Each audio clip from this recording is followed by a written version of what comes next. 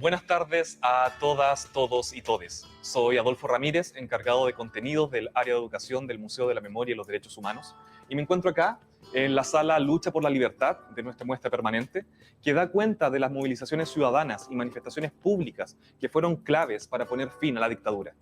Hoy seré el moderador del diálogo titulado Educación en Memoria y Derechos Humanos, el cual busca responder cómo los sitios y museos de memoria enfrentamos los contextos de crisis. Cómo hacer educación en derechos humanos en escenarios de graves violaciones a los mismos. Cómo se conversa sobre memoria en estos contextos. Para profundizar sobre estas y otras preguntas, contamos con la presencia de destacadas expositoras de México, Argentina y Chile. Les dejamos cordialmente invitadas a participar de este interesante y contingente diálogo.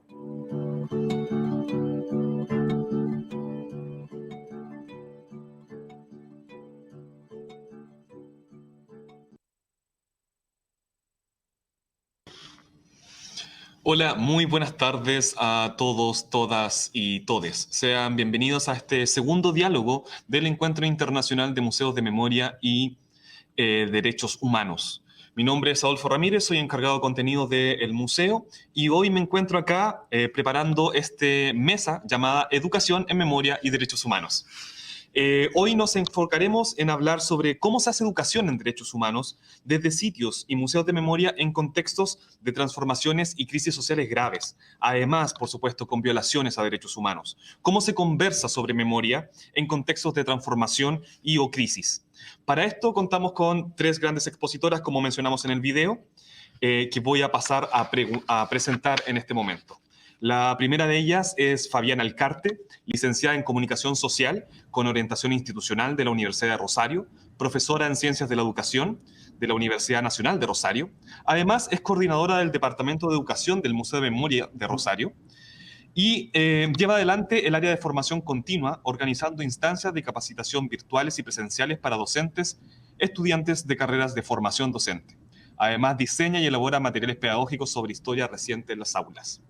También contamos con la presencia de Jimena Jasso, licenciada en Filosofía de la Universidad Nacional Autónoma de México y maestra en Historiografía por la misma universidad, doctorante, de hecho, en este momento en Historiografía.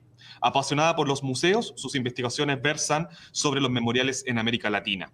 Durante los últimos 11 años se ha desempeñado en el Centro Cultural Universitario Tlatelolco de la UNAM, espacio que acoge el Museo Memorial del 68.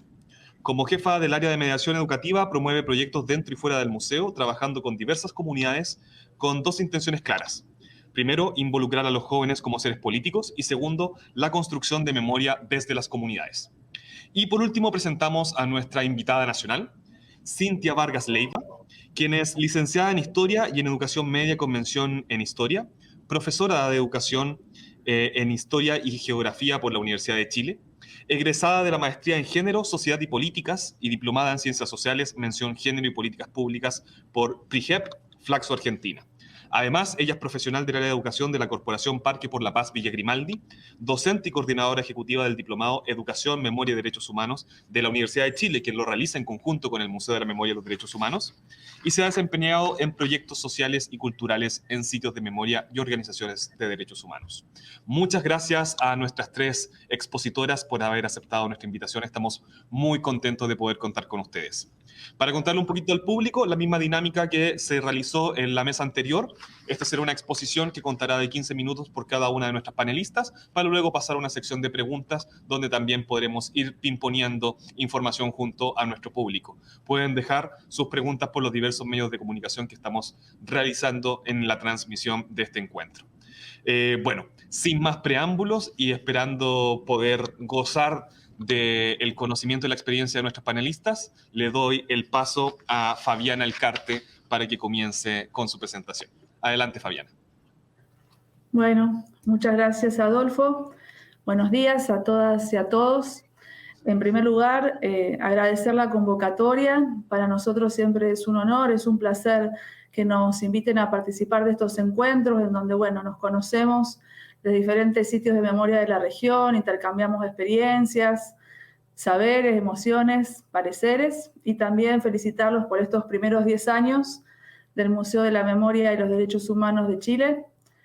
Por mucha más memoria, en nombre mío, este saludo va a nombre también de toda la institución del Museo de la Memoria de Rosario.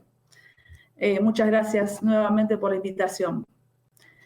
Bueno, esta mesa nos convoca a reflexionar en torno, como decía Adolfo, a cómo se hace educación en memoria y derechos humanos en sitios y museos de memoria y derechos humanos en contextos de crisis social con graves violaciones a los derechos humanos y cómo se conversa sobre memoria en contextos de crisis. Queremos contextualizar un poquito cuál es el Museo de la Memoria, dónde está situado. Estamos en la ciudad de Rosario, provincia de Santa Fe, Argentina. El museo tiene la particularidad de ser primero en su tipo en Latinoamérica y desde sus inicios se llamó Museo de la Memoria, pero funcionábamos dentro de la Secretaría de Cultura y Educación de la Municipalidad de Rosario, nivel del Estado del cual dependemos. El año pasado, el 17 de diciembre del 2010, hizo 10 años de que abrimos nuestras puertas en nuestra sede definitiva, que estuvimos esperando 10 años prácticamente para poder abrir las puertas allí, que es un sitio de memoria recuperado, porque en ese lugar, durante la última dictadura cívico-militar, 1976-1983, fue la sede del comando del Segundo Cuerpo de Ejército. Desde allí, desde esa casa que ahora vamos a visualizar, se diagramaba todo el plan de represión sistemático, no solamente para nuestra provincia, sino para 6 provincias más de nuestro país, dentro de lo que era la zona 2 del país, ¿no? Con esto quiero decir que ya el espacio donde trabajamos es un dispositivo pedagógico en sí mismo, al ser un sitio de memoria recuperado por el Estado y también por la lucha incesante de los organismos de derechos humanos. El museo cuenta con una muestra permanente, con muestras temporales y con diferentes áreas de trabajo que, para no extenderme, los invito a ingresar cuando gusten a nuestra página y conocer las diferentes áreas en las que trabajamos. Pero dentro de estas muestras permanentes y muestras temporales, nos valemos del arte contemporáneo como herramienta de transmisión y de sensibilización. Si quieren ahora, compartimos algunas fotos sobre nuestra casa, que está en el centro de la ciudad de Rosario. Quiero decir con esto que por sus veredas transitan alumnos de la Facultad de Derecho que está enfrente, la sede de gobierno de la provincia de Santa Fe. Enfrente hay una de las plazas más importantes de la ciudad donde se realizan las manifestaciones de los trabajadores. Hay un entorno que le decimos el circuito de la memoria alrededor. Cruzando esa plaza está el que fue el centro clandestino de detención más importante de la provincia, y también la maternidad Martín, a donde iban a dar a luz las mujeres que estaban detenidas en ese centro clandestino de detención. Si queremos pasamos a la siguiente. Ahí se ven 3 plaquitas en donde, bueno, se lo declaró al Museo de la Memoria, primero como valor patrimonial de la ciudad, patrimonial e histórico también, en relación a los que les decía al comienzo, ¿no? Que es un sitio de memoria que se pudo recuperar y que podemos habitarlo y lo recuperamos para toda la ciudadanía, lo que no pasa con todos los sitios o los centros clandestinos de detención que funcionaron durante la dictadura. Si vemos la siguiente, vamos a ver que comunicamos mucho también nosotros a través de nuestra fachada y de nuestra terraza, en relación a lo que les decía al comienzo, ¿no? Estamos en el centro de la ciudad y gran cantidad de gente pasa por allí día a día. Este es el día de nuestra inauguración, ya hace 10 años, con la proyección de fotografías de detenidos y desaparecidos por la dictadura. Solamente estas imágenes son para que conozcan nuestra institución. En la siguiente también vamos a ver cuando celebramos, o mejor dicho, cuando conmemoramos una actividad al aire libre, los 40 años del golpe. Siempre toda esa esquina, tanto en el interior como el perímetro que lo rodea, es una herramienta de transmisión también del museo. En la siguiente vamos a ver algo también parecido, que tiene que ver con una intervención artística que hubo de una escuela de danzas. Insisto, apelamos mucho al arte contemporáneo como herramienta de transmisión. En la siguiente también se va a poder ver dónde está Santiago Maldonado, y hay un cartel en el patio terraza que es de López. Santiago Maldonado fue desaparecido durante el gobierno de Mauricio Macri y López, ese cartel grande que montamos allí, que se repitió en diferentes instituciones de la ciudad, fue detenido durante la dictadura militar y fue detenido y desaparecido por las fuerzas que siguen actuando durante la democracia, luego que testimonió en uno de los juicios contra los crímenes de lesa humanidad. Sigue desaparecido. Y creo que la última, bueno, muestra un poquito también en ese perímetro, hay una línea histórica de lo que fueron los 40 años, cuando conmemoramos los 40 años del golpe militar. Hasta allí creo que son las fotografías. Contarles que particularmente coordino el Departamento de Educación y es desde donde voy a posicionarme para intentar dar respuestas a los interrogantes que nos plantea esta mesa. Integro el equipo del museo desde prácticamente sus inicios. En marzo de este año cumplimos 20 años y yo comencé en agosto. El mes pasado cumplí 20 años de trabajo por la memoria, la verdad, la justicia y una democracia más justa, representativa y solidaria. Durante todos estos años fuimos atravesando diferentes etapas como sociedad y la relación con la memoria, con la historia reciente de nuestro país. Haciendo una breve revisión histórica, retomamos el camino de la democracia en 1983, prevalecía la llamada teoría de los dos demonios, al mismo tiempo se realizaba el juicio a las juntas, hubo levantamientos militares que nos llevaron a las denominadas leyes de la impunidad, de obediencia debida y punto final. Hubo un gobierno que apeló a la pacificación y a la reconciliación nacional, que fue el gobierno menemista, que promulgó indultos, el mirar para adelante, el cierre de los juicios y igualmente la lucha sostenida de los organismos de derechos humanos continuaba. Luego vino un gobierno que duró solo 2 años. Luego de una de las mayores crisis económicas y de representación, culminó en la declaración del estado de sitio, donde se reprimió y asesinó desde las fuerzas del Estado. Después, un gobierno de transición que reordenó el cauce económico y llamó a elecciones para dar inicio a un gobierno encabezado por Néstor Kirchner, que instala una política pública de derechos humanos y de memoria, que continuó hasta 2015, incluidas las 2 presidencias de Cristina Fernández de Kirchner. Desde fines de 2015 hasta diciembre de 2019 gobernó una alianza que instaló nuevamente el neoliberalismo en nuestro país, vació de presupuesto y contenidos a sitios y espacios de memoria que dependían de su color político, reinstaló la teoría de los dos demonios, el negacionismo, los discursos del odio, la distorsión de los relatos en relación a lo ocurrido, específicamente en la última dictadura cívico-militar. Se encarceló a presos políticos, se desapareció y asesinó desde el Estado, como fueron los casos de Santiago Maldonado y Rafael Nahuel. Se construyó de esta manera nuevamente la figura del enemigo interno. Y también se quiso retroceder en cuestiones ya instaladas, como por ejemplo conmutar las penas o dejar en libertad a genocidas que ya habían sido sentenciados y declarados culpables. Pero la ciudadanía salió masivamente a la calle a manifestarse en contra de estas medidas, de este retroceso, y bueno, fue un termómetro para ver en qué estado de situación estábamos en relación a estas temáticas. Desde el 10 de diciembre de 2019 hasta la fecha, nuevamente asume un gobierno que se basa en el campo nacional y popular, el consumo interno, la industrialización y las políticas públicas de memoria y derechos humanos, pero claro, en contextos de pandemia. En este recorrido pudimos observar que desde el retorno de la democracia en 1983 hasta aquí hubo diferentes crisis económicas, políticas, sociales. Pero bueno, nos preguntamos entonces cómo transmitimos, cómo pensamos nuestras actividades y proyectos ante los desafíos que nos plantea el negacionismo fundamentalmente. La reivindicación de los crímenes cometidos por la dictadura, la distorsión de los relatos, el neoliberalismo y la violencia institucional, la cual está instalada en nuestra sociedad. Jóvenes que desaparecen o son asesinados por fuerzas de seguridad del Estado, mayoritariamente de sectores vulnerables, el genocidio por goteo del que nos habla el ex juez de la Corte Suprema de Justicia, Eugenio Zaffaroni. Nos preguntamos quiénes son los desaparecidos de hoy, cuáles son los derechos que se ven vulnerados en nuestro presente, y buscamos tender puentes entre pasado y presente, que es uno de los principales objetivos de nuestro trabajo cotidiano.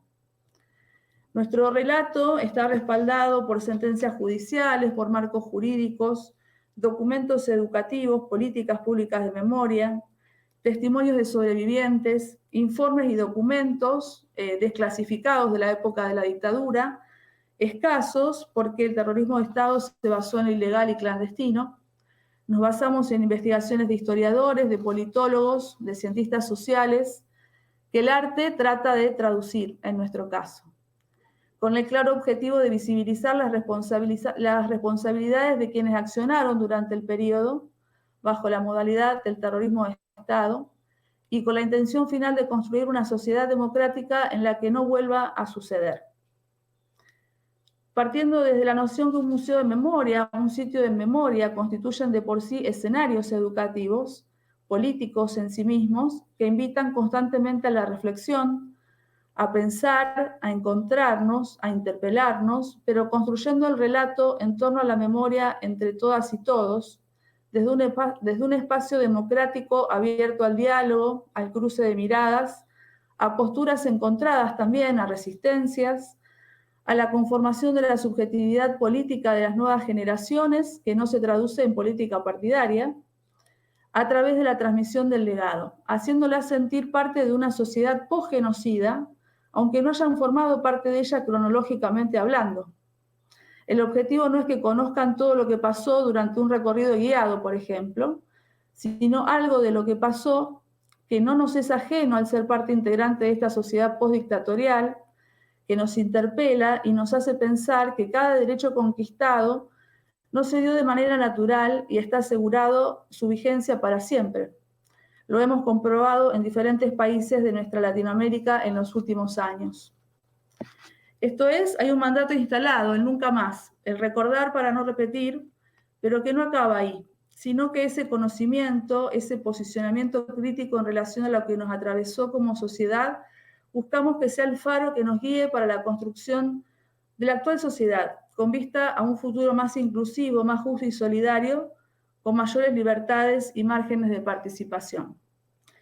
De allí que los museos de memoria y derechos humanos sean espacios fundamentales con un rol marcadamente educativo, espacios de memoria transgeneracional que aporten sus miradas respecto a lo que sucedió a otras generaciones y que éstas lo resignifiquen desde sus saberes, sus emociones, sus percepciones, desde su presente, su realidad y también atendiendo a sus necesidades. Retomando la pregunta que nos convoca, como educadores de museos, partimos de la pedagogía crítica, generar conciencia crítica, pero no erigirse en el educador o el mediador poseedor del saber absoluto, analizar juntos cuáles son las rupturas y las continuidades en los procesos políticos, económicos, sociales y culturales que hicieron que en nuestro país aconteciera el genocidio de la última dictadura, tratando de desentramar la relación entre pedagogía y memoria, pedagogía y política. La pedagogía de la memoria es un término acuñado desde hace unos años por diferentes sitios y museos de memoria y parte de un relato que se basa en la circularidad de la palabra y en el concepto de memoria ejemplar a partir del cual el pasado se convierte en guía de nuestras prácticas cotidianas, recurriendo a las lecciones de la memoria para que actúen en nuestro presente. Por ejemplo, cuando la socióloga y ex detenida política Pilar Calveiro nos interpela al decir, un campo de concentración solo puede existir en medio de una sociedad que elige no ver, desde la pedagogía de la memoria preguntamos también qué es lo que la sociedad elige no ver hoy, qué situaciones de la vida cotidiana se busca intencionalmente invisibilizar, ya sea por miedo, por desinterés, por apatía, por falta de solidaridad y compromiso con el otro. Por otra parte, desde esta concepción, un espacio de memoria no es un sitio que fundamente su relato en relatos cerrados, monolíticos, sino en narraciones abiertas, relacionales, que buscan construir desde la pluralidad de voces la memoria colectiva, pero atentos también a las memorias en disputa, a los intentos de olvido, de silenciamiento, de negacionismo, pero sosteniendo siempre determinadas certezas como lo es la condena al terrorismo de Estado. Relatos que abarquen la pregunta ¿qué pasó?, pero también ¿cómo fue posible que pasara? ¿Cuáles fueron las condiciones de posibilidad para que sucediera y cuál era el contexto de época? ¿Cómo repercute en nuestro presente? para que los que llamamos los nuevos lo sientan como propio, se lo apropien y lo resignifiquen cada uno para sus vidas. Al respecto, el historiador Federico Lorenz afirma que los espacios destinados a la memoria de lo ocurrido durante la última dictadura deben crear la posibilidad de que quienes no lo vivieron incorporen lo sucedido de forma tal que sea significativo en sus presentes y para sus proyectos de futuro. En este sentido también fue el historiador francés Pierre Nora quien gestó este concepto de lugares de memoria, bajo la idea de que no hay memoria espontánea, por lo cual se hace necesario crear archivos, mantener aniversarios, organizar celebraciones, encuentros como este que estamos transitando. Esas operaciones no son naturales, por lo tanto se requiere de un mantenimiento y cuidado constante de la memoria. Esta vigilancia conmemorativa se realiza, dice Pierre Nora, con la ayuda de los lugares de memoria. De este modo, pensar que estos procesos que son complejos, conflictivos, incompletos, desde los lugares de memoria, muchas veces a través de encuentros entre diferentes generaciones, no es tarea fácil. En diferentes oportunidades se necesita poner en tensión ciertas tramas discursivas que circulan desde los medios de comunicación, fundamentalmente los medios concentrados, desde el sentido común y desde los mismos trayectos formativos. En el museo recibimos a estudiantes de carreras terciarias y universitarias que serán futuros docentes, y en nuestros encuentros de capacitación hacemos hincapié en la importancia de constituirse en sujetos pedagógicos que tengan claro que el posicionamiento docente ante diferentes temáticas sociales, culturales, políticas, ambientales, educativas, ese posicionamiento es necesario, que sus futuros alumnos y alumnas sepan desde qué lugar el docente o el mediador cultural está transmitiendo, lo que no implica que los alumnos piensen como él, sino que los guíe a una postura propia y crítica. Ya en la década del 70, María Teresa Nidelkoff, una docente rosarina que tuvo que marchar al exilio, nos hablaba de dos clases de docentes que lo podemos transmitir o traspolar al rol del mediador cultural o educador en museos de memoria. Ella hablaba del maestro pueblo o del maestro gendarme. El rol del maestro gendarme es enseñar para que nada cambie, para mantener el estado de situación. Busca adaptar a sus alumnos al régimen social establecido sin tener en cuenta sus valores, sus sistemas de vida, su entorno, su realidad.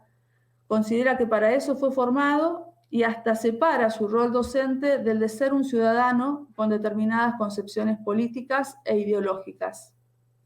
Mientras que el maestro pueblo, o en nuestro caso formadores de formadores, educadores en espacios no formales de educación como lo son los museos, busca guiar, mediar, para que el alumno o el visitante pueda expresarse, descubrir sus pensamientos, pareceres, emociones.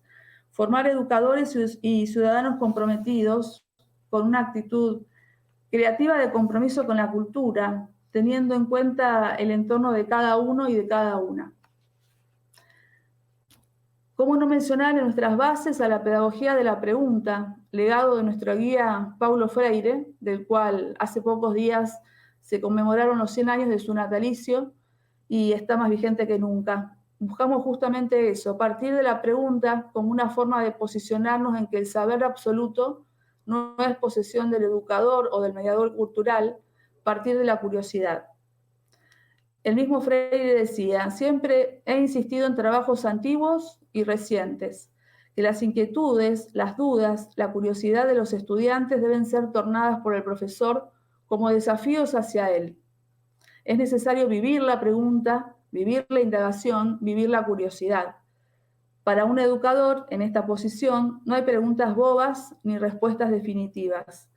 Un educador que no castra la curiosidad del educando, que se inserta en el acto de conocer, jamás es irrespetuoso con pregunta alguna. Porque asimismo, cuando la pregunta para él pueda parecer ingenua o mal formulada, no siempre lo es para quien la hace.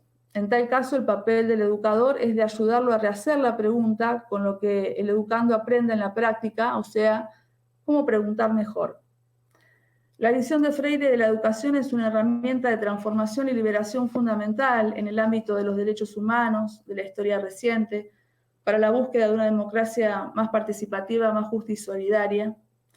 Su pedagogía de la esperanza y el rol del educador es imprescindible en ella, implica transmitir, ofrecer la posibilidad de creer en nuevos horizontes. Freire también hacía hincapié en una mirada integral, interdisciplinaria de la enseñanza y del aprendizaje. De allí que nuestra área educativa es fundamental, el cruce de distintas disciplinas, de los contenidos teóricos, de los contenidos históricos, con los múltiples lenguajes que el arte nos brinda para la transmisión del pasado reciente. Al respecto, desde los inicios, desde nuestra institución, cuando nos preguntamos cómo relatar lo sucedido, cómo transmitir el horror, concebimos y estuvimos convencidos que el arte era la herramienta de mediación. Nuestro primer director, el profesor Rubén Chababo, en un artículo llamado Atrapar lo Inasible, nos interroga, diciendo, ¿puede representarse la muerte? ¿Puede representarse la forma cruel en la que un cuerpo es arrancado de su lugar de vida para ser conducido a un campo de exterminio? ¿Puede mostrarse la tortura y la humillación concentracionaria? A lo cual agrego en el sentido de esta mesa, puede transmitirse, cómo se conversa. La representación literal, afirma Chababo, cumple con su efecto de horror, pero ¿qué efecto residual ha de dejar en quienes la contemplan? Estas obras impactan en el momento de ser exhibidas sin dejar lugar a ninguna interrogación. Para finalizar, decir que si bien es cierto que apenas recuperada la democracia fue necesaria cierta literalidad en la representación del horror, quizás el paso del tiempo nos permita recurrir a la representación más sutil, desde el arte y sus múltiples posibilidades de representación e interpretación, dejando huellas para ser interpretadas, resignificadas. Pero bueno, como última pregunta, ¿cómo hacer memoria? ¿Cómo transmitir? ¿A través de qué recursos? ¿De qué dispositivos pedagógicos? No solo de lo ocurrido durante el terrorismo de Estado, sino fundamentalmente acerca de cuáles fueron las condiciones de posibilidad, insisto, para que esto ocurriera. ¿Cómo lograr que la representación de lo acontecido no implique interpretar que eso es parte del pasado, apelando a un concepto estático de memoria, sin identificarse como parte de ese pasado que acontece, que continúa interpelando la sociedad actual, formada por diferentes generaciones, sin desconocer que la memoria se mueve en un terreno de sentidos en disputa. Para nosotros la clave es traer simbólicamente, metafóricamente el pasado y que de algún modo habite junto a nosotros, rescatándolo del olvido y haciéndolo referente de nuestro presente. Espero haber cumplido la tarea de despejar las preguntas de la mesa, al menos respondiendo cómo lo hacemos desde nuestra institución. Muchas gracias. Muchas gracias, Fabiana, por esta tremenda presentación. Me pasaba que a medida que te iba escuchando era inevitable hacer las conexiones con el trabajo que realizamos acá en el Museo de la Memoria. Habían cuestiones tan en común como esta idea de los puentes entre el pasado y presente, la idea del rol del olvido. Así que nada, me hizo recordar precisamente todos estos 10 años de trabajo que llevamos en el museo y toda la evolución que ha tenido, porque sabemos que esta es una temática que está todavía aún en desarrollo y que es una práctica que en el fondo, a medida que en distintos lugares del mundo vamos sabiendo distintas acciones, objetivos, formas, vamos aprendiendo en conjunto y es una construcción colectiva finalmente. Así que muchísimas gracias por tu interesantísima presentación. Les recordamos a todas las personas que nos están viendo que pueden dejar sus preguntas y comentarios a través de Facebook Live, que luego serán llevadas en esta mesa para nuestras panelistas. Continuando con estas presentaciones, vamos a dar paso a nuestra invitada mexicana, a la jefa del área de mediación educativa del Museo Tlatelolco, Jimena Jasso, a quien cedemos el micrófono. Adelante, Jimena, y muchísimas gracias por estar junto con nosotros. Hola, pues muchas gracias por la invitación. Estoy muy emocionada de estar en Chile, por lo menos de forma virtual, y que haya también participación de México en este tipo de diálogos. Porque justo ahora que como que estamos cerca, pero al mismo tiempo estamos lejos. Yo me he interesado en la memoria desde hace muchísimos años y siempre he volteado a Argentina, a Chile, a escuchar sus reflexiones. Y luego aquí en este país me siento un poco sola porque no hay tanto trabajo en relación con esto. Y creo que esto tiene mucho que ver con esta pregunta que hacían para la mesa, ¿no? En tiempos de crisis.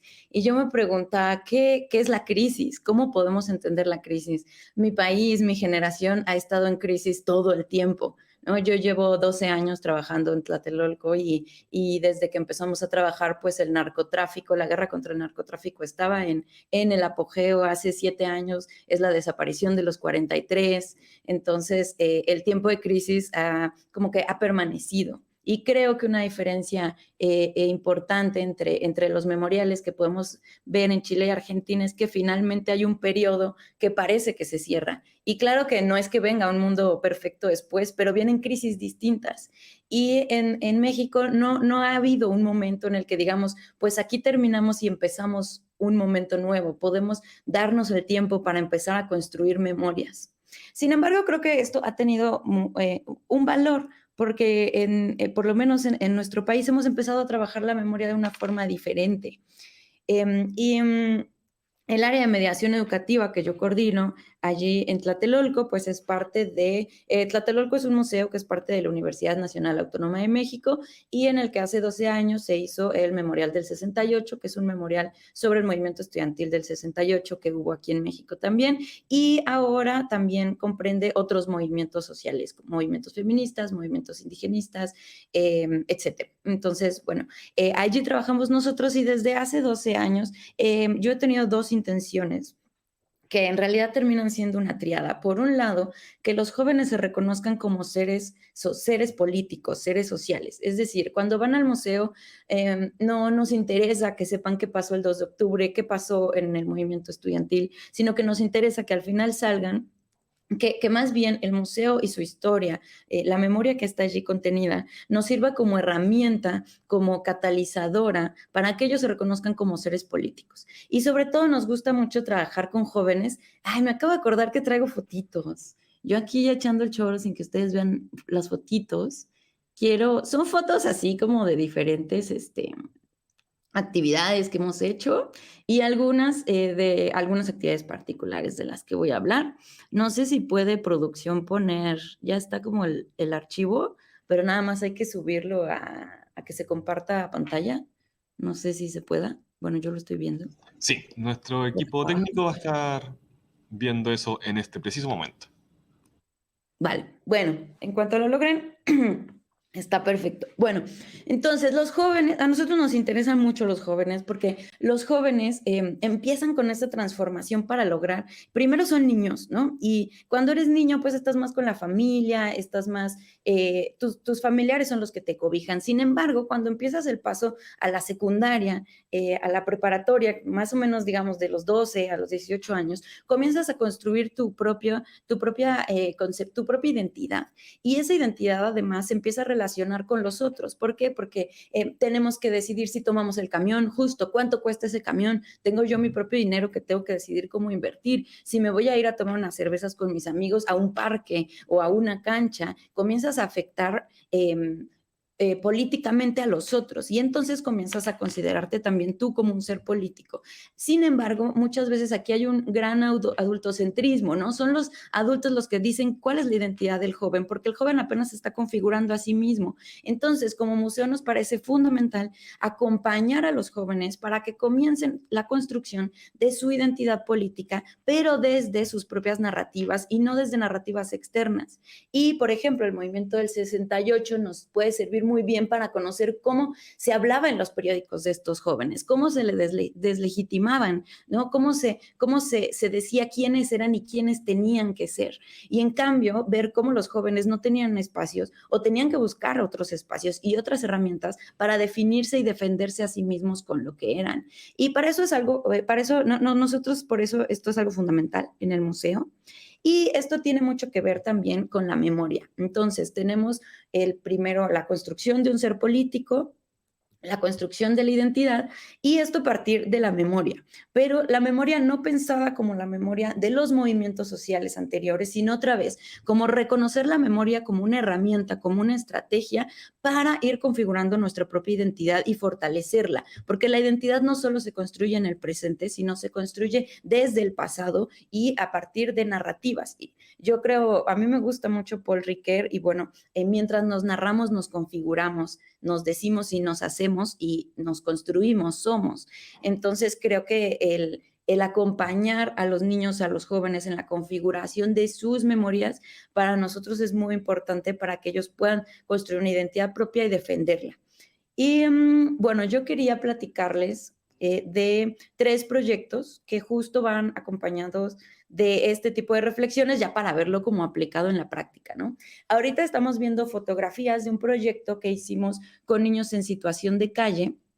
Em, y bueno, es un lugar que se llama Pro Niños. Van a un espacio que se llama Centro de Día, entonces allí los niños pueden bañarse, comer y recibir diferentes oficios. Es un lugar libre de drogas, por ejemplo, entonces comienzan a experimentarlo ellos como un lugar seguro.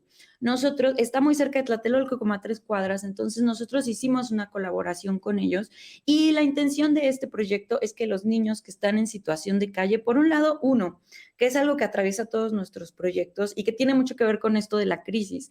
Ayer que estaba, bueno, esta semana, no fue solo ayer, que estaba pensando en esto del tiempo de los tiempos de crisis, pensaba, creo que algo grave en nuestro país es la normalización de la violencia. Cuando vivimos en tiempos de crisis, nos acostumbramos a que de pronto aparezca alguien colgado por el narco en algún puente, nos acostumbramos a que haya feminicidios, nos acostumbramos a la desaparición. Entonces, para mí es súper grave la normalización de la violencia, y creo que nuestro trabajo como parte de cómo intervenir y cómo trabajar la memoria en tiempos de crisis es esto, ¿no? Reconocer que la violencia existe y poderla mirar de frente. La sentimos todos los días, estamos acostumbrados a vivirla, a temer, pero poderla ver de un modo diferente, ¿no? Enfrentar esta normalización. Entonces, bueno, el trabajo con los chicos era un trabajo con la intención de que ellos construyeron su propia memoria, que ellos pudieran narrarse a sí mismos. Y aquí había dos objetivos distintos. Por un lado, dejar de normalizar la violencia que ellos viven, es decir, para ellos es normal que no los dejen entrar a un museo, ¿no? Y que no los dejen entrar a muchos lugares. Entonces, poder reconocer que eso es violencia contra ellos y que ellos tienen todo el derecho y que además pueden sentirse seguros y acompañados dentro del espacio, dentro del museo. Y por otro lado, al exponer, esto no lo hicimos todavía por pandemia, pero bueno, todo este proyecto, la intención es que se vuelva una exposición, y la intención de exponer es también poder que los otros reconozcan al chico en situación de calle, que escuchen su historia, que escuchen su memoria, y así también evitar violencias futuras, porque la otra violencia viene del otro lado, ¿no? De siempre tener miedo, desconocimiento del otro. Entonces creo que los museos de memoria pueden ser espacios para que estas otredades puedan tener la posibilidad de hablar, de decirse, y los otros puedan escucharlos, ¿no? Y que estas otredades pues comiencen a dialogar entre ellas y comenzamos a perder el miedo, porque muchas veces la violencia viene en relación con el miedo. Bueno, otro de los proyectos, déjenme tomar un poco de agua. Bueno, es cafecito. Ahora estaba viendo que justo escogí mi taza que compré allá en el Museo de la Memoria, pero luego ya vi que ya no hay tiendita. Pero estaba yo muy emocionada porque, bueno, eso ya es otro tema. Bueno, otro de los proyectos que les quería platicar es un proyecto que hicimos en el barrio de Tepito. Tepito es un barrio, no sé si lo conozcan de nombre, ¿no? Pero bueno, es un barrio muy violento en la Ciudad de México, donde hay mucha venta ilegal, donde hay casas de venta de droga, donde hay muchas pandillas, hay muertes. Otra vez, un espacio donde hay una gran normalización de la violencia por parte de los niños. Entonces, podríamos, o sea, estaba pensando, y pues sí, es un espacio en tiempos de crisis, ¿no? Que es justo el tema de hoy. Entonces, bueno, fuimos con los niños a las escuelas, a trabajar a las escuelas de Tepito. Y otra vez, nuestro interés era construir memorias desde los niños en este espacio. Es decir, siempre los adultos son los que dicen qué es Tepito, siempre son los medios de comunicación los que señalan el barrio bravo y los niños lo repiten. ¿No? Los niños dicen, ¿qué es Tepito? Ah, pues el barrio bravo. Sin embargo, podemos nosotros dar a los niños herramientas para que ellos vayan construyendo otras narrativas y otras identidades y nos puedan ellos compartir qué es Tepito para ellos, porque no solamente es el barrio bravo, sino también son muchas experiencias, espacios de comida donde ellos juegan, donde ellos crecieron, donde ellos se bautizaron, donde ellos viven con su familia, donde ellos aprenden. Entonces podemos también narrar desde diferentes perspectivas lo que es Tepito y sí reconocer la violencia en su contexto. Y además creo que algo importante de narrarnos y de compartirlo es que podemos reconocer, ahí está Tlatelolco y ese es el camino que nosotros hacemos para llegar a la escuela, a la primera escuela donde trabajamos.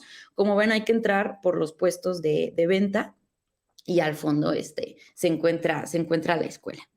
Y bueno, entonces esa es una de nuestras intenciones, ¿no? Reconocer cómo se ha nombrado al barrio y cómo lo nombramos nosotros y después hacer una publicación, compartirlo, porque otra vez la violencia no solo viene desde dentro, desde las narrativas adultocentristas del propio barrio, sino también viene de los de fuera que desconocen y que temen el espacio. Entonces, el conocer de nuevo a los otros y generar puentes a partir de las memorias para que entren en diálogo, pues nos parece muy importante. Y bueno, ahí está, hicimos un álbum, entonces allí verán que pues les enseñamos diferentes álbumes de imágenes para cómo los álbumes recuperan historias, pero íbamos a hacer el nuestro propio, ya después les puedo platicar más a fondo de esa actividad que fue muy linda. Y bueno, para terminar, sí me quedan unos 4 minutitos según yo, ¿no? Para terminar, quería platicarles de un último proyecto que es un poco diferente y es aquí en México hubo una marcha muy grande en 2018 por los feminicidios, para visibilizar los feminicidios. Y bueno, una de las herramientas que tuvo esta movilización social para expresarse fue intervenir con consignas El Ángel de la Independencia, que no sé si lo conozcan, pero bueno, es como pues un ángel muy grande y pues se hizo por la independencia y es muy importante como un monumento, ¿no? El monumento. Y entonces fue intervenido. Ahí está, miren, qué bien mi timing de la charla, porque justo ahí está. Fue intervenido por las feministas que fueron a esta marcha con consignas sobre lo que estaba pasando. Nosotros recuperamos esas consignas y como pueden ver, hicimos unos tapetes grandes, aquí los pueden ver en la escuela, con las consignas que se habían recuperado de la manifestación.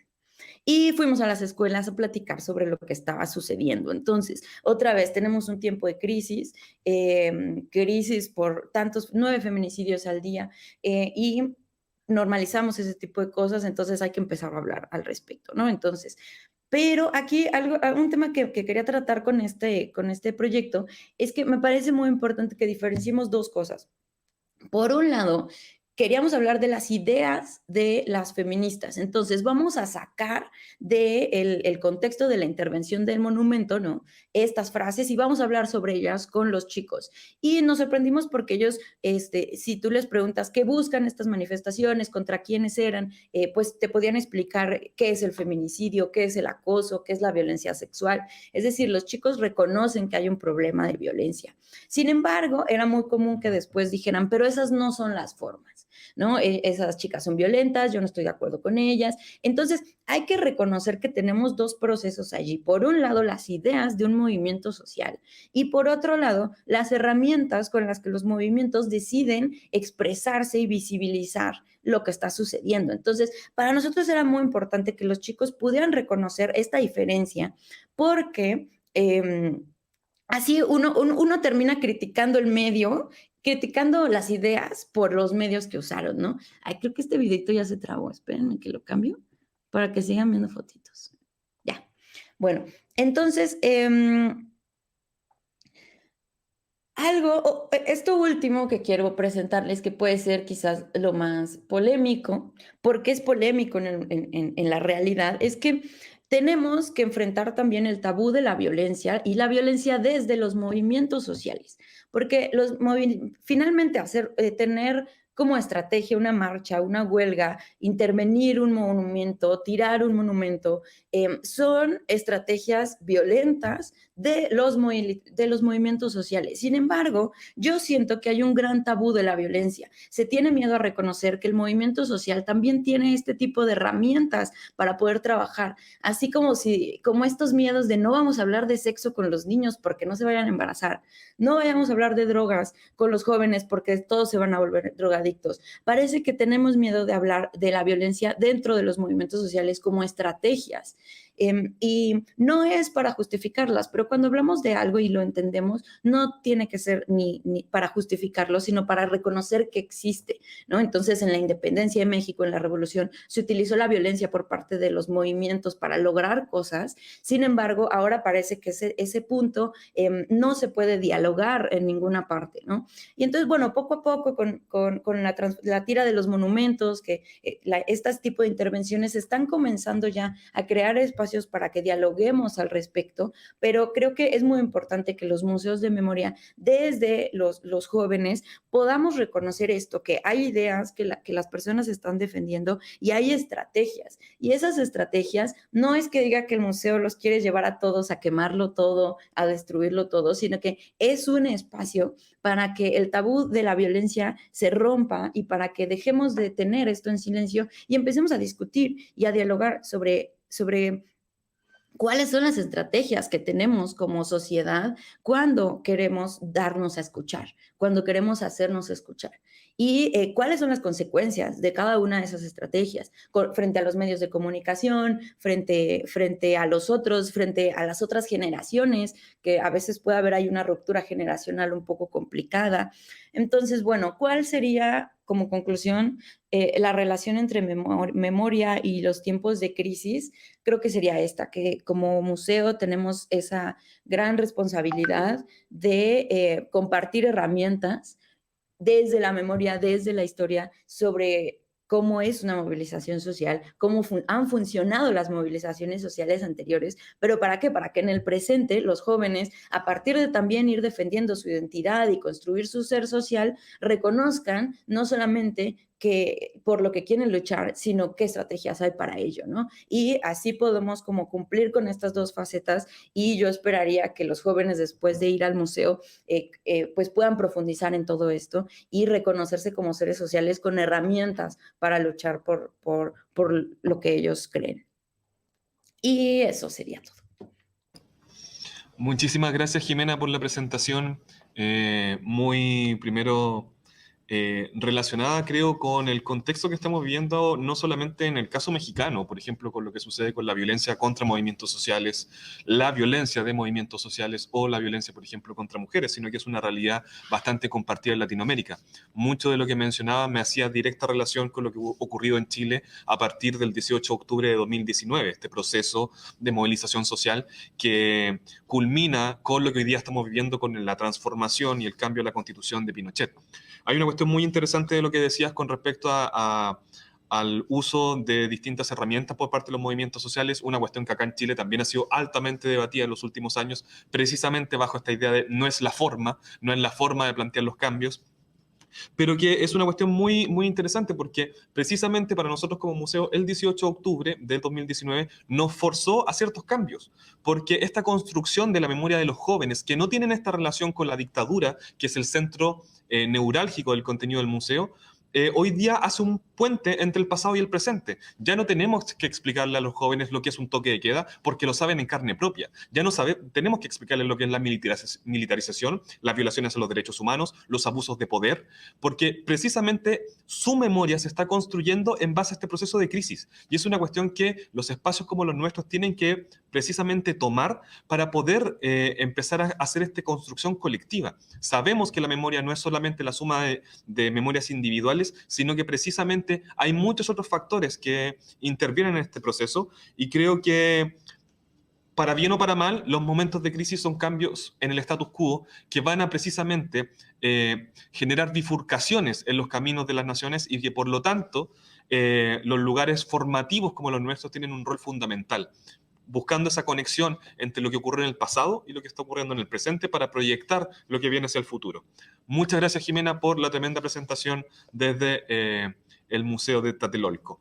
Ahora pasamos con nuestra invitada nacional, Cintia Vargas Leiva, quien nos va a contar un poquitito su experiencia, tanto académica como también precisamente el trabajo que han desarrollado en el Centro de Memoria Villa Grimaldi. Cintia, te doy la palabra y muchísimas gracias por acompañarnos, como siempre, ahora en una nueva instancia en el museo. Bueno, primero que todo, buenas tardes. Sí, yo también quisiera agradecer la invitación y la oportunidad de estar en este espacio, a Adolfo, a la invitación que me hicieron como Museo de la Memoria y los Derechos Humanos, y sobre todo porque es un tema que como bien todos plantearon, es un tema súper pertinente y relevante para el sentido del trabajo educativo y las memorias y los derechos humanos, sobre todo por lo que estamos viviendo como país y también como región. Parte de las reflexiones que yo voy a plantear ahora justamente vienen desde la experiencia en estos dos espacios, que si bien tienen varias similitudes, también tienen otros aspectos que son muy distintos. Por una parte, como educadora del sitio de Memoria Parque por la Paz Villa Grimaldi, que es un excentro secreto de tortura, desaparición y exterminio de la dictadura de Pinochet, y también como docente y coordinadora del Diplomado de Educación, Memoria y Derechos Humanos de la Universidad de Chile, ya que es un diplomado, un programa que funciona desde el año 2012. En ese sentido, es importante para mí señalar que muchas de estas reflexiones son compartidas con mis compañeras de equipo y con las colegas en ambos espacios. Así que desde ahí voy a partir como haciendo este comentario y tratar de responder también las preguntas que fueron planteadas. Bueno, ante la convocatoria a las preguntas, ¿cómo hacer educación en derechos humanos desde los sitios de memoria en contextos de crisis social? ¿Y cómo se conversa sobre memorias en contextos de crisis? Sin duda surgen múltiples interrogantes. Me parece necesario hacer un breve recorrido por el contexto que nos ha tocado vivenciar y para dar pie a estas reflexiones. Lo primero tiene que ver con reconocer la disyuntiva a la que nos vimos enfrentadas quienes trabajamos en derechos humanos y memorias cuando aconteció la revuelta social y consecutivamente las violaciones a los derechos humanos que se cometieron, que es un poco lo que decía recién Adolfo, que de alguna forma nos obliga como a generar un cambio y a responder también a esta demanda de contexto.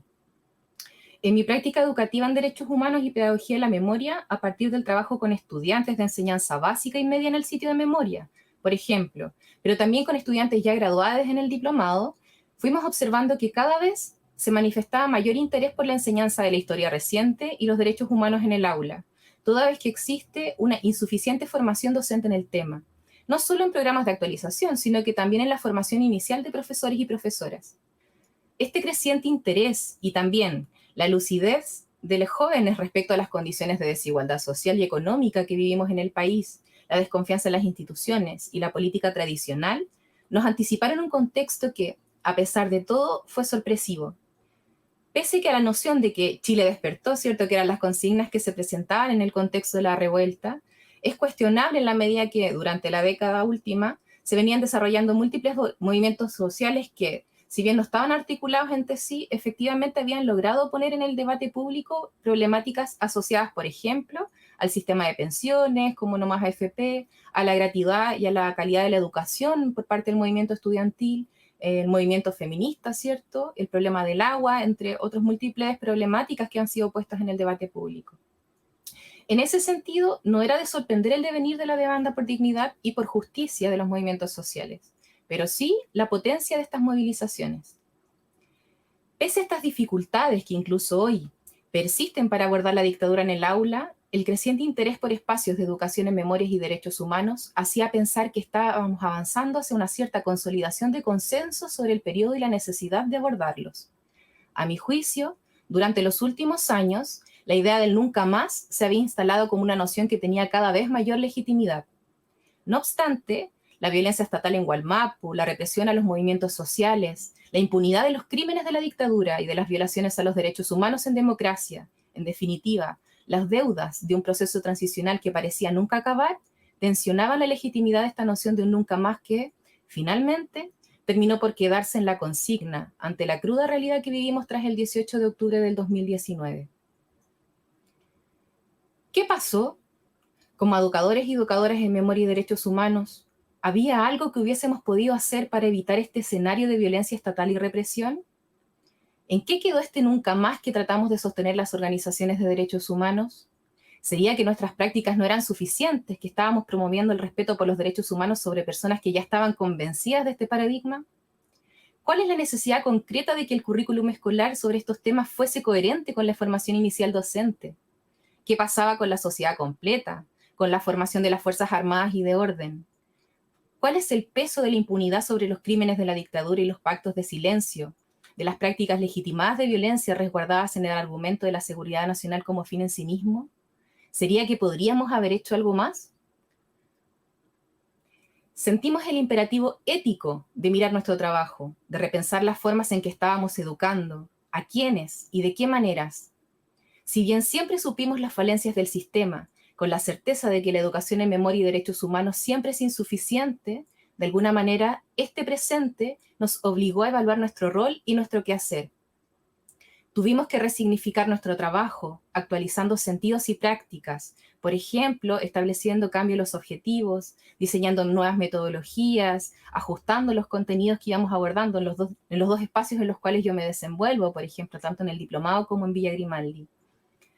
Nos vimos obligadas a enfrentar la situación, aportando desde lo que sabíamos hacer, educar en derechos humanos y memorias, en vínculo explícito con este presente que estábamos vivenciando, en estos puentes entre pasado y presente. Nuestro ejercicio pedagógico solo adquiere sentido en vínculo con el presente, en la interpelación de este al pasado, y en el contexto de revuelta no nos quedaba más que volver sobre ese pasado que aún no pasa. Al igual que con los efectos del terrorismo de Estado durante la dictadura, la represión y las violaciones a los derechos humanos condicionaron un contexto de miedo en la población para paralizar las movilizaciones sociales. El toque de queda, la implementación del estado de excepción, los militares en la calle, los múltiples casos de tortura y de mutilaciones oculares, de asesinatos en contextos que aún no han sido dilucidados, las detenciones a manifestantes que hasta hoy se encuentran presos, con casos judiciales que se han quedado en la prisión preventiva y sobre las cuales no se ha ejercido un debido proceso, son parte de esta violencia que nos recordó la fragilidad de nuestro Estado de Derecho y el peso de las deudas de la transición. En este contexto, ¿cuál es el rol de los sitios de memoria y en especial de los espacios de educación en memoria y derechos humanos? Desde la educación en memoria y derechos humanos sentimos la responsabilidad social y ética de aportar ante el escenario de violencia que estábamos viviendo. Surgió la necesidad de aportar desde la problematización del presente, por una parte, cuestionando las condiciones que hicieron posible las violencias en dictadura y establecer las continuidades con este presente, pero sobre todo para analizar y reflexionar sobre las condiciones que estaban haciendo posible las violaciones a los derechos humanos en el contexto de revuelta social.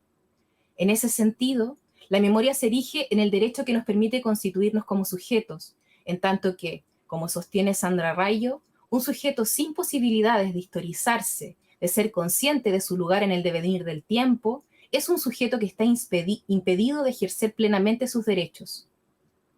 De este modo, necesitamos de esa posibilidad de concebirnos como sujetos históricos y actuar como tales, de encontrar esos recursos simbólicos para poder repensarnos y resituarnos en el mundo y en la sociedad, lo que implica potenciar una memoria que sea mucho más activa y desde la educación asumir un rol articulador de experiencias pasadas y presentes, en tanto contribuyen a ampliar las posibilidades de acción al presentar otros referentes para las transformaciones sociales que apunten desde un enfoque de derechos hacia la justicia y hacia la dignidad. Bajo esta lógica, para la práctica educativa, se desprenden dos dimensiones a mi juicio. Por una parte, el vínculo entre pasado y presente, en cuanto no es posible comprender el contexto de crisis sin establecer el vínculo con la dictadura, como se indicó antes, por las continuidades de las violencias, y porque, en múltiples dimensiones, el descontento social es efecto del modelo neoliberal instalado en dictadura. Las memorias contribuyen a reformular los sentidos que los acontecimientos ocurridos tienen para el presente, en un proceso de resignificación que se realiza desde los propios sujetos y comunidades. Como señala Riquet, la memoria es el presente del pasado. Por lo mismo, es importante considerar que educar en memoria y derechos humanos no es un acto pedagogizado o pedagogizable, en el que se enseña a otro cómo debe recordar o qué debe recordar y en qué términos tiene que recordar, sino que muy por el contrario, se deben generar los espacios para que la memoria se constituya como una experiencia, mediante el diálogo, la reflexión, la participación, en tanto reconoce que todas las personas somos sujetos y sujetas portadores de memoria y de historia. En ese sentido, ¿de qué manera estamos aportando hoy a generar estas condiciones? ¿Hasta qué punto creamos contextos en que se vaya más allá de la transmisión de memorias y se promueva la construcción de estas? ¿Cómo nuestra práctica pedagógica en derechos humanos es coherente con este enfoque? En línea con lo anterior, la otra dimensión relevante para la educación en memoria y derechos humanos en contexto de crisis es la importancia de trabajar desde la transgeneracional de los sujetos, toda vez que se hace necesario tender puentes que articulen una diversidad de voces y experiencias de múltiples comunidades y territorios. Para esto, es fundamental trabajar bajo el paradigma de la educación en derechos humanos, con metodologías que reconozcan la validez de todas las voces y experiencias, generando estrategias didácticas que promuevan la participación y consideren a las personas como sujetos activos de sus propios aprendizajes. Para esto, promover espacios de reflexión, diálogo, acompañamiento, contención y construcción de memorias es una manera de hacerse cargo de esta dimensión. ¿Qué pasó, por ejemplo, con las niñeces en el contexto de la revuelta social? ¿Qué pasó con los adultos en este contexto también? Siempre se piensa el aporte de la educación en memoria y derechos humanos para las nuevas generaciones, la necesidad de que las nuevas generaciones sepan o que las nuevas generaciones cambien, cuando todos formamos parte de la sociedad, aportamos y construimos desde nuestros lugares. Todos podemos transformar. A eso se refiere la transgeneracionalidad. Con la revuelta social y las violaciones a los derechos humanos surgieron con fuerza aquellas memorias vinculadas al horror, la represión y el miedo frente a la violencia del Estado. Muchas personas vivimos la experiencia del toque de queda, de las torturas, las mutilaciones como un revivir de memorias asociadas a la represión de la dictadura, pero también a sus continuidades hasta la actualidad. Sin embargo, es relevante que, a pesar de las remembranzas del miedo y la patencia de la violencia constituida en violaciones sistemáticas de derechos humanos, surgieron memorias vinculadas a las resistencias, que se constituyeron como prácticas cotidianas en respuesta a esta violencia. Por ejemplo, respecto a cómo organizarse entre el aparato represivo, como es el caso de los grupos de observadores de derechos humanos, de la asistencia médica a heridas y de asistencia judicial a detenidas en manifestaciones.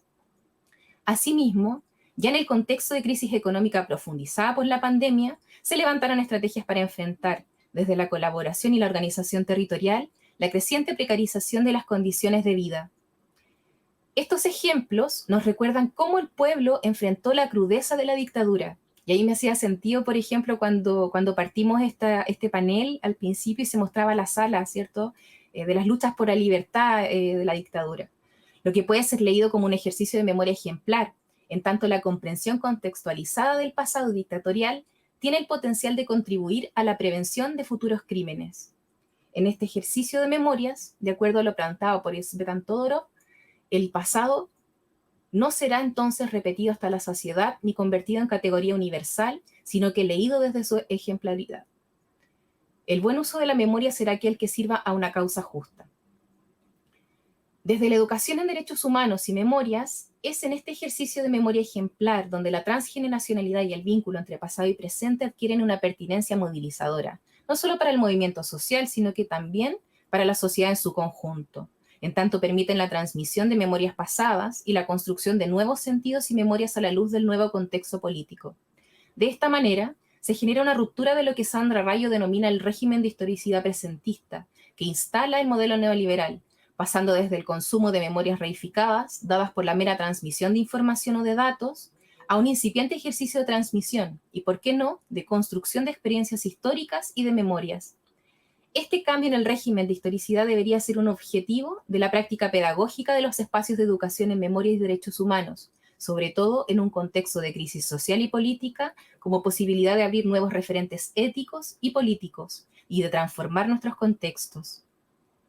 Además, desde la educación en derechos humanos y memoria se propone que la experiencia educativa se constituya como un ejercicio empático, que nos acerque a una experiencia de sufrimiento que no es la nuestra, pero en un mundo que sí es el nuestro, según nos propone Fernando Bárcena.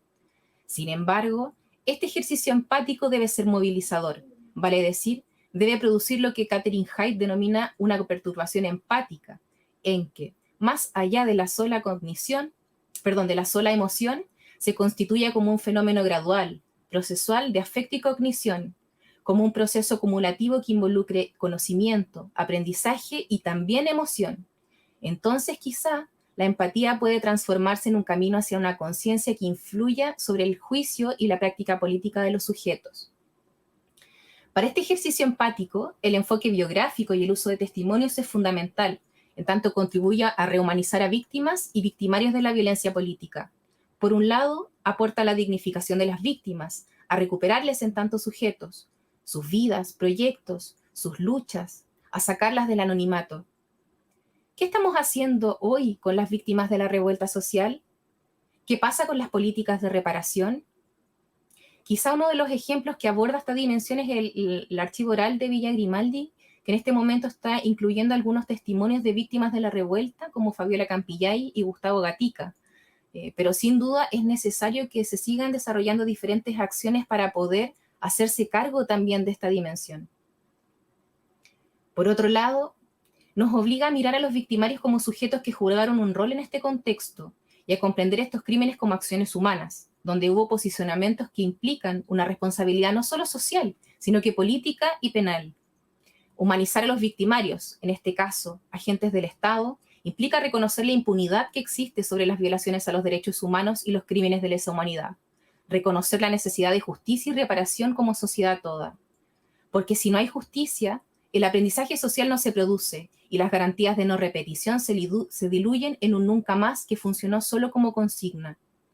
Por lo mismo, es relevante reconocer la humanidad de los perpetradores, que nos pensemos también en la posibilidad de ese lugar.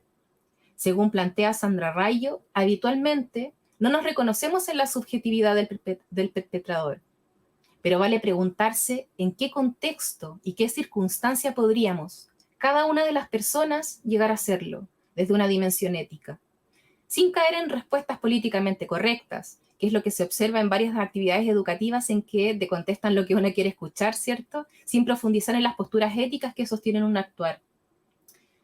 A la luz de esto, por ejemplo, yo me preguntaba, y a propósito de lo que sucedió el fin de semana, ¿qué pasó con la quema de pertenencias de las personas migrantes en Iquique estos días? ¿Cuál es el punto de inflexión para que una persona llegue a actuar desde el racismo, por ejemplo? Al parecer, la única forma de estar es estar atentos, vigilantes sobre nuestros actos, sobre nuestras decisiones, en la posibilidad de ser éticamente coherentes con nuestra práctica y construir con lesotres desde el respeto, desde el respeto como colectivo. Finalmente, es importante evitar la naturalización de la violencia y a propósito de lo que planteaba Jimena, y alejarse de la pedagogía del shock, en tanto puede ser contraproducente para el objetivo de la pedagogía de la memoria, que tiene que ver con la resignificación del pasado y la apertura de posibilidades para la acción social y política en el presente. ¿Qué hacer si ahora en el escenario ha cambiado respecto a la dictadura, por ejemplo? ¿Cómo manejar la sobresaturación de información? ¿Cómo evitar el morbo? ¿Qué hacer con la existencia de registros caseros, ciudadanos, ¿cierto? Que muchas veces constituyen una evidencia en casos de represión, por ejemplo, en las manifestaciones, pero que también pueden contribuir a naturalizar formas de violencia? ¿Cómo abordarlos desde la educación en derechos humanos y memorias? En ese sentido, no se niega la información o el abordaje sobre los crímenes o las violaciones a los derechos humanos, porque sin ninguna duda es medular el reconocimiento a las víctimas y a los procesos. Más bien, el propósito tiene que ver justamente con analizar las condiciones que hicieron posible esas violencias y sus continuidades en el presente, apuntando hacia la comprensión de este pasado que no pasa. Por este motivo, al abordar situaciones dolorosas o de violencia, se propone no enfocarse en el horror, sino también poner en valor las experiencias de solidaridad, de resistencias y de organización para enfrentar estas violencias. En el contexto de la revuelta y en contextos actuales, es difícil evitar la saturación de información. Para el trabajo educativo se hace fundamental contextualizar, comprender las condiciones, historizar. Se puede aprovechar la posibilidad de registro como una herramienta de participación contextualizada, por ejemplo. Finalmente, respondiendo a las preguntas iniciales, me parece relevante volver sobre el nunca más que no fue. Pensar nuestro rol principal desde el hacer lo que no se consiguió, poniéndonos al servicio de las garantías y ejercicio de derechos, hacia una sociedad y un Estado que respete plenamente los derechos humanos. Para esto, no se puede obviar la necesidad de dar espacios a nuevas significaciones desde los sitios de memoria, abrirse a la polisemia de sus relatos, poniendo en diálogo sus memorias con las memorias de quienes se vinculan a estos, al servicio del presente. De alguna forma, evitar caer en los lugares comunes de los sitios, convencer a los convencidos, sobre todo porque estos lugares tienden a clausurarse, a encerrarse sobre sí mismos. Por lo mismo, es importante generar vínculos con comunidades y territorios, diálogos que contribuyan al desarrollo de estos. Asimismo, no podemos quedarnos en la mera transmisión, sino que debemos convocar a participar, dialogar y construir en conjunto, bajo un enfoque de derechos humanos, a través de ellos y para la defensa de ellos. Es una alternativa para que nunca más no se quede nuevamente en una mera consigna. Muchas gracias. Muchas gracias, Cintia, por la presentación. Hay varias cuestiones que mencionabas que creo que acá a las panelistas y tanto a mí nos plantean preguntas sobre el trabajo, el rol y la forma en que tenemos que empezar a trabajar la memoria y la pedagogía en memoria a partir de estos procesos de crisis. Lo primero que se me viene a la mente es la sala del dolor de los niños al interior del Museo de la Memoria, porque es la sala que precisamente habla sobre cómo las niñeces vivieron la violencia de esa época. Y hoy día sabemos que esas niñeces son la generación de mi padre, de mi madre, personas de 40, 60 años, y donde vemos precisamente ese trauma, donde vemos esas cicatrices que dejó la experimentación de la violencia. Entonces, inmediatamente uno se puede empezar a hacer la pregunta, ¿en cuántas décadas más vamos a ver las consecuencias de la violencia que están experimentando hoy día las niñeces? Las consecuencias de la dictadura o de los procesos violentos no terminan una vez estos finalizan, sino que se propagan por décadas. Eso es una lección que tenemos que tener muy claro quienes trabajamos en estas materias. Además, una cuestión importantísima que creo que mencionaste era la idea de la transmisión de la memoria versus la construcción de la memoria, que es un desafío que tenemos los espacios como nosotros, que hablamos del pasado reciente, pero que además tenemos este objetivo de precisamente incorporar las memorias en esta lógica, la memoria de los jóvenes, de aquellos que no vivieron ese pasado traumático, pero que están viviendo sus propias experiencias con violencia o crisis, y cómo se va construyendo de manera colectiva ese relato nacional, en el fondo, que atraviesa generaciones. Y por último, una cuestión muy importante y que en el museo hemos tratado de tomar desde hace algún tiempo atrás, que tiene que ver con la idea de no solamente la transmisión de la violencia de los perpetradores, no solamente la transmisión de esta memoria de las víctimas, sino que también la transmisión de la memoria de la lucha, de la organización, porque también es una cuestión importante en cómo vamos formando sociedades que se encuentran precisamente frente a procesos de crisis como lo que estamos viviendo hoy día en Latinoamérica. Por interno me ha llegado una pregunta que nos hace Claudia y que la voy a abrir a todas nuestras panelistas, que dice, ¿cómo se articulan o no las políticas de reparación, los programas educativos de los países y los proyectos educativos de cada sitio? ¿Nos pueden contar un poquitito sobre sus experiencias? Y para ir variando un poquitito el orden, vamos a partir en este caso de atrás hacia adelante y Cintia, ¿nos puedes contar un poquitito del caso chileno, cómo se ve precisamente esta relación? Sí. La pregunta era, ¿cómo se articulan las políticas de reparación del país? Con los programas educativos de los países. Perfecto. Y por supuesto con los proyectos que cada una de ustedes puedan tener en sus sitios o en sus espacios de trabajo. Bueno, concretamente en Chile, las políticas de reparación para las víctimas de la dictadura no establecen un vínculo mayor respecto a los programas educativos a nivel nacional, salvo la incorporación en curricular en los diferentes niveles de educación. Y claro, mandatos que se han dado a partir de los informes de verdad, ¿cierto?, que se realizaron en el contexto de la postdictadura, pero no hay una vinculación tan directa respecto a como políticas de reparación. Eso es súper relevante porque de alguna forma cuando yo presentaba, ¿cierto?, en esta ponencia la insuficiencia de espacios de formación, por ejemplo, de la formación inicial docente, de cómo se abordan estos temas en el currículum escolar y cómo eso tiene una bajada en el aula, también da cuenta de esa ausencia de políticas públicas relacionadas con la reparación. La reparación aquí en Chile se ha enfocado principalmente a través del PRAIS, por ejemplo, en la salud integral, en reparaciones simbólicas que tienen que ver con la memorialización o el rol que tienen los sitios de memoria también en relación a la reparación a las víctimas y a la sociedad completa, pero en términos educativos es muy poco lo que hay en términos de reparación, en políticas públicas de reparación. Yo creo que ahí en un diagnóstico que podríamos hacer hay una insuficiencia absoluta como experiencia, digamos, en la postdictadura, y creo que el gran desafío que tenemos ahora es qué hacemos con el contexto actual. ¿Qué pasa con las políticas de reparación actual de las víctimas del estallido, de las víctimas de la revuelta social, de la represión? Entonces, si tenemos este antecedente, por ejemplo, de que no hay un vínculo claro y hay una insuficiencia, por ejemplo, de un abordaje desde las políticas, de los programas educativos, de las políticas de reparación respecto a los crímenes de la dictadura, ¿cómo hacemos ahora para poder enfrentar las violencias, ¿cierto? Y la reparación en el contexto del estallido social. Entonces yo creo que ahí todavía hay mucho que aprender a lo mejor de otros países que también tienen mucho más involucrado desde las políticas públicas de educación, por ejemplo, algunas experiencias, como en el caso de Argentina, a lo mejor Fabiana también nos puede contar un poquito más, cómo abordar este tema de la reparación finalmente, porque al menos acá en Chile es muy poquito lo que hay y claro, de acuerdo a lo que yo puedo comentar de mi experiencia, ha sido más bien ha sido por parte de la sociedad civil quienes han propuesto programas educativos, más que desde el Estado, políticas que aborden la reparación, desde las organizaciones sociales o incluso desde la educación escolar, ¿cierto? Han sido más bien docentes por motivación personal quienes han tratado de plantear algunas dimensiones que tienen que ver con la reparación, pero la verdad es que ha sido muy poquito. Muchas gracias, Cintia. Jimena, ¿nos puedes contar un poquitito desde México? ¿Existe o no esta articulación entre las políticas de reparación y las políticas de educación en memoria o la pedagogía de memoria?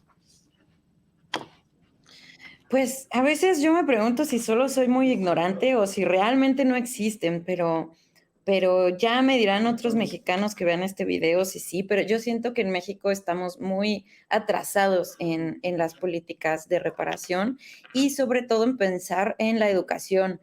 Hace poco platicábamos con una organización civil que conjunta muchas organizaciones de madres familiares que buscan a más de los 90,000 desaparecidos que tenemos actualmente en el país. Y sobre todo, ambas organizaciones se concentran, por un lado, en buscar justicia y buscar que las leyes cambien para poder llevar a la justicia a los perpetradores, y por otro lado, la búsqueda de la verdad. Entonces, estas son comisiones que salen a campo a buscar en las fosas comunes y intentar encontrar la identidad de todos estos cuerpos. Y justo yo les preguntaba, ¿y qué pasa con esta parte de la educación, de la reparación, por medio de esta relación con la educación, con la memoria? Y es que creo que no nos hemos dado todavía ese tiempo, ese momento. Y claro, o sea, como que dialogábamos lo importante que es que empecemos nosotros a defender también estos discursos a partir de la memoria y a partir de la educación, desde, por ejemplo, los colectivos de familiares que buscan a sus desaparecidos, porque también siempre va a haber otros que empiecen a construir memorias sobre lo que está sucediendo. Y si no son ellos mismos, si no somos de este lado, pues podría de pronto haber un hueco allí, ¿no? De construcción de memoria. Bueno, hace falta empezar a dialogar, pero parece que si tienes que ir al campo a buscar en las fosas comunes tan grandes y que hay en todo el país, pues creo que no nos hemos dado el tiempo en esa parte, ¿no? Por un lado. Y entonces, creo que ha sido complicado para el país reconocer cuáles son las políticas de memoria. Nosotros tuvimos un informe a partir del año 2000, estuvo la FEMOSP, que fue la fiscalía, para intentar comprender cuáles fueron las problemáticas políticas en el pasado y los abusos del Estado en el pasado. Sin embargo, no terminó bien ese proyecto y después regresó el priismo al país, entonces se cerraron otra vez todos los archivos y hasta el momento se está volviendo a recuperar este informe que había quedado solamente una copia en Washington y que ya no podía ser consultado realmente en México. Se acaba de volver a abrir el informe para recuperar otra vez todo este proceso de memoria y de verdad y de justicia. Pero creo que el problema es que mientras no tengamos verdad, justicia, pues esta parte de las pedagogías de la memoria y la relación de la reparación con los programas educativos, pues no se ha podido consolidar, ¿no? Hace falta un gran trecho para poder llegar a ese lugar. Pero claro, como dice Cintia, pues hay muchas organizaciones, las organizaciones civiles son las que se preocupan más por ir a los espacios, por dialogar con las comunidades y además por construir memorias, pero son cuestiones muy, muy locales, más allá que políticas nacionales por el momento. Muchas gracias, Jimena, por esa experiencia. Ahora el turno de Fabiana. Fabiana, ustedes quizás en Argentina tienen un poco más avanzado que el resto de los países que acá estamos representados en el panel. ¿Cómo se da esta vinculación entre las políticas de reparación, las políticas de educación y el trabajo que ustedes realizan en el Museo de la Memoria de Rosario? Sí, las políticas de reparación, tanto simbólicas como jurídicas, como económicas, se dieron desde el inicio, pero con avances y retrocesos, como yo les relataba en la charla, digamos, ¿no? Si bien apenas terminada la dictadura, en 1985 se hizo el juicio a las juntas militares y en el 84 se publicó el informe Nunca Más. Fue un puntapié inicial y por eso somos un país que es un caso paradigmático en el mundo de juzgar a militares. Pero eso al mismo tiempo, a la cúpula militar sobre todo, al mismo tiempo trajo levantamientos de sectores militares y bueno, hubo leyes del perdón, digamos, para otro sector leyes de la impunidad. Pero bueno, con avances y retrocesos y fundamentalmente con la labor, yo digo siempre, y la lucha de los organismos de derechos humanos, los caminos de la memoria, la verdad y la justicia siguieron avanzando.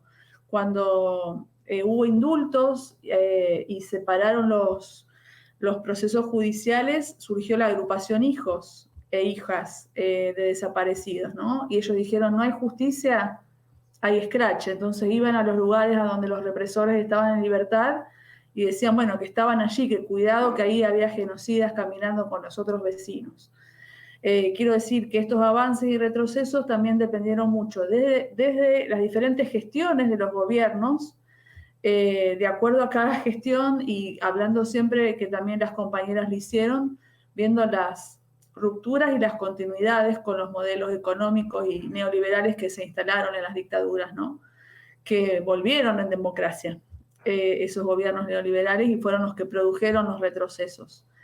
En cuanto a política educativa, sí hubo muchos avances. Ya en el 2006, como parte de una política pública de memoria, se incorporó a la currícula escolar de manera obligatoria trabajar, abordar las temáticas de historia reciente y de memoria. Eso fue un gran avance que produjo que no quedara en el compromiso o la iniciativa individual de un docente el abordaje de estas temáticas, sino que ahora, bueno, todos y todas tienen que abordarlo, ahora está en el cómo, ¿no? Que no sea algo estereotipado, que se escuchen todas las voces, los testimonios, los sobrevivientes, las miradas de los chicos y las chicas de hoy que tienen para decir sobre ese pasado, ¿no?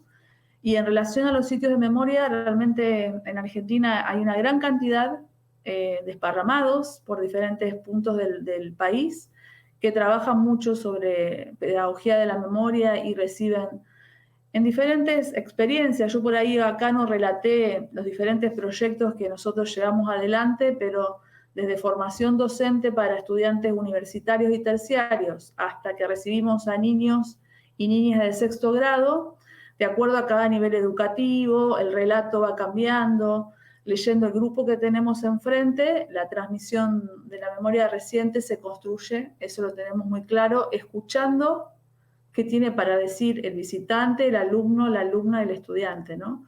Como decía, partir de la pedagogía de la pregunta de Paulo Freire, pero hay una currícula escolar y cada vez más notamos, hace 20 años que comenzamos, ¿no? Al principio fuimos a buscar a los docentes, a los estudiantes, ahora afortunadamente y por el trabajo realizado en estos años, ya no hace falta la convocatoria, vienen solos, pero es un gran avance. Pero insisto, depende mucho de articular el pasado con el presente, como también lo fueron mencionando las compañeras, ¿no? Muchísimas gracias, Fabiana, por esta respuesta. Creo que si hay algo que podemos sacar en conclusión de esta conversación es que precisamente hay muchísimos puntos de encuentro entre el trabajo que estamos realizando, sin importar la ubicación geográfica donde nos encontramos, porque en el fondo, de una u otra forma, para bien o para mal, la historia latinoamericana tiene estos elementos en común que unen, incluso con ciertas diferencias mínimas de temporalidades, los procesos sociales, políticos, históricos que hemos estado viviendo y que estamos experimentando precisamente hoy día. Hay grandes desafíos en los sitios de memoria, en los museos de memoria precisamente para la educación, pensando también en una cuestión que es fundamental y que quizás en otras regiones geográficas del mundo ya lo vieron, y es que nuestro pasado traumático es un pasado que está todavía muy ligado a nuestra propia historia. Son muy pocos años desde el final de las dictaduras, son muy pocos años en estos procesos de reparación, en estos procesos de memoria, y que incluso hemos visto la reaparición de estas violencias por distintos motivos en nuestros países. Por lo tanto, creo que aún nos falta una comprensión o un mayor desarrollo de lo que va a significar el trabajo cuando las generaciones que fueron parte de la violencia, fueron testigos de ella, ya no se encuentren con nosotros y con nosotras, sino que cuando ya tengamos que hacer un trabajo específicamente de historia y cómo mantenemos viva esta memoria con esta lógica, que lamentablemente en Chile tuvimos este gran problema, que el nunca más, este paraguas con el que trabajamos gran parte de los sitios de memoria, se destruye con la aparición de las violaciones masivas y sistemáticas durante el gobierno de Sebastián Piñera, pero en el fondo tenemos que empezar a pensar cómo vamos a continuar este trabajo de memoria, cómo vamos a continuar incorporando nuevas memorias y nuevas visiones para las próximas generaciones, para aquellos que vengan en 10, 20, 30 años más y por supuesto, haciéndonos cargo un poco de esos desafíos que hoy día estamos viviendo. Las temáticas de derechos humanos, las temáticas de memoria se están ampliando y ya no podemos pensarlas de la misma forma en la que lo pensábamos en los 70, como tampoco en los 2000, ni tampoco proyectándolas hacia el 2030, 2040, de la misma forma que lo hacemos. Por eso, espacios como este son fundamentales para poder construir saberes de forma colectiva, para poder compartir experiencias y para, de una u otra forma, sabemos que nuestro trabajo es medio sui generis en los distintos lugares del mundo, por lo tanto, estar con un ojo puesto en lo que está haciendo el resto siempre es fundamental para estos procesos formativos que tenemos que tener quienes nos dedicamos a estas materias. Les quiero agradecer profundamente a nuestras tres panelistas, Fabiana Alcarte de Museo de la Memoria Rosario, Jimena Jasso de Museo Tlatelolco y Cintia Vargas Leiva del Sitio de Memoria Villa Grimaldi, además del diplomado de la Universidad de Chile de Educación en Derechos Humanos. Les agradecemos también a todas las personas que se han conectado a esta transmisión y les recordamos que este programa continúa y les invitamos a volver a conectarse a las 15 horas hora Chile para continuar con el desarrollo de este encuentro internacional de museos de memoria y sitios de memoria y derechos humanos. Muchísimas gracias a todos y todas. El tema que viene a continuación durante la tarde va a ser precisamente el desarrollo de, lo tengo anotado acá, museos de memoria y demanda por verdad, justicia, reparación y no repetición. Precisamente lo último que estábamos tocando en esta conversación, ahí nuestra colita la va a agarrar la próxima mesa para poder continuar con este debate. Así que muchísimas gracias, nos veremos en una próxima oportunidad y esperamos seguir colaborando activamente con todas ustedes. Que estén muy bien. Gracias a ustedes. Muchísimas gracias. Muchas gracias. Gracias. Adiós, saludos.